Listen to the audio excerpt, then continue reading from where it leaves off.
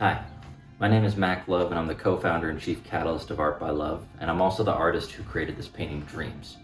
So, quite fittingly, this composition was inspired by a dream that I had many years ago, where there were all of these doors in the sky, and I was kind of floating and had all these different opportunities to travel and go to different places, and I could literally see through those doors and see all these different worlds.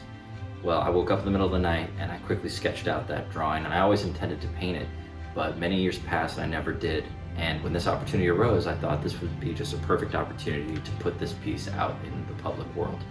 So I used a combination of holographic material, collage, as a substrate, which is what gives it that reflective quality, and then painted all of these doors in the sky.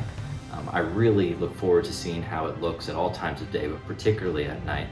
And I hope that when you go by it, you start to imagine and think about all of the doors that could be open and available to you up there in the heavens. Thank you very much.